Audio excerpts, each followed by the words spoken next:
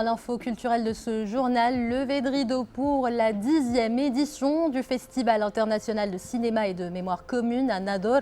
L'événement qu'on ne présente plus met en compétition 20 films entre longs et courts métrages et 6 documentaires. Des œuvres qui évoquent notamment les conséquences de la crise sanitaire.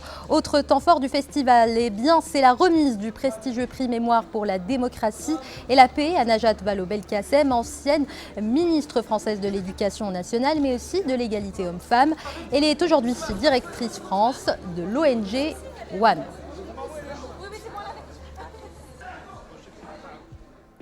Najat Vallaud-Belkacem que l'on retrouve en direct depuis Nador. Bonsoir Najat Vallaud-Belkacem. Alors première question, est-ce qu'on peut parler d'un double hommage qui vous est rendu d'abord parce que les thématiques de la démocratie et de la paix vous sont chères et ensuite parce que l'événement se tient dans votre région d'origine, Nador. Vous en avez d'ailleurs profité pour visiter le village de Bnichiger et la maison où vous êtes né. Oui, c'est vrai. C'est vrai que c'est quand même un moment d'émotion très intense et très particulier pour moi parce que c'est à la fois un retour aux sources en quelque sorte dans ce village de Benichiker, dans cette ville de Nador, dans cette région du Rif de manière plus générale que je n'avais pas vue depuis un certain nombre d'années et qui a considérablement changé. Et j'ai vraiment l'impression de replonger en enfance en revoyant tout ça et en même temps de voir les transformations.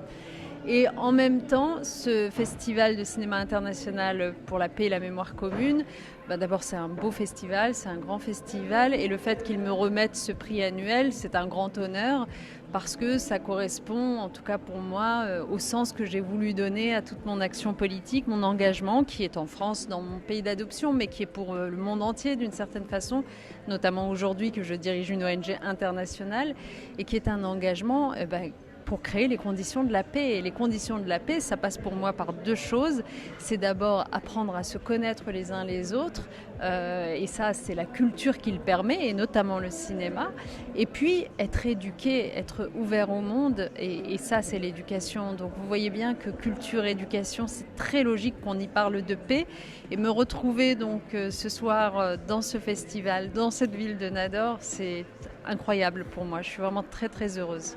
Et le thème de ce festival est le monde post-Covid, un monde qui semble malheureusement encore plus inégalitaire. Cela est justement dénoncé par l'ONG One France que vous dirigez. La lutte contre l'extrême pauvreté est toujours un sujet d'actualité en Afrique. Comment construire une phase post-pandémique plus juste ou est-ce finalement une utopie ? Précisément, c'était d'ailleurs l'objet de mon discours tout à l'heure lorsqu'on m'a remis le prix. Je disais que pour construire la paix de demain, il fallait absolument mieux partager les richesses. Vous savez, cette lutte contre les inégalités, c'est pas simplement une lubie chez moi, c'est que je constate qu'on vit dans un monde dans lequel ce sont les inégalités et la conscience de ces inégalités qui créent la rancœur, qui créent la violence, qui créent le malheur. Et donc, il faut absolument sortir de cette inégale répartition des richesses qu'on connaît aujourd'hui, des gens de plus en plus riches qui voient leur richesse exploser même pendant une pandémie comme le Covid-19, et puis des gens qui tombent de plus en plus nombreux dans l'extrême pauvreté. Et depuis 2 ans qu'on est dans le Covid, le coronavirus, eh bien, on sait qu'on a perdu, par exemple, à l'échelle du monde, des centaines de millions d'emplois et qu'on a 150 millions de gens supplémentaires qui sont tombés dans l'extrême pauvreté, encore une fois dans le monde entier. Et donc quand on voit ça, on se dit c'est pas possible ces inégalités, ces dysfonctionnements, et normalement le monde post-Covid, c'est précisément un monde dans lequel on corrige tout cela. Et on commence par le corriger en distribuant équitablement les soins face au Covid-19. Or aujourd'hui, même les vaccins Covid-19 ne sont pas distribués équitablement. Vous savez que malheureusement dans les pays les plus riches, on est à 80% de population qui est vaccinée. Dans les pays les plus pauvres, on est à 4%. Donc c'est tout ça que dénonce notre ONG qui fait du plaidoyer. Et l'Afrique subsaharienne en particulier, qui concentre les pays les plus pauvres, on a particulièrement fait les frais, c'est vrai. Et il faut absolument s'attaquer à cela. Il nous faut de la solidarité internationale, il nous faut de la coopération. Et nous avons tous, dans nos pays respectifs, notre rôle à jouer. Je pense par exemple que le Maroc, par sa position centrale entre l'Europe et l'Afrique, est en train de prendre aussi une place importante finalement dans cette géopolitique majeure. Le fait qu'il ait plutôt bien géré la crise Covid-19 en son sein sur son territoire, lui donne aussi, je crois, une force, une puissance aujourd'hui qui lui permet d'être un acteur de cette solidarité internationale, comme je souhaite que tous les pays qui en ont la capacité le soient. Najat Vallaud-Belkacem, vous avez certainement suivi cet engagement du Maroc dans la promotion du préscolaire, qui est l'une des grandes priorités de notre modèle de développement.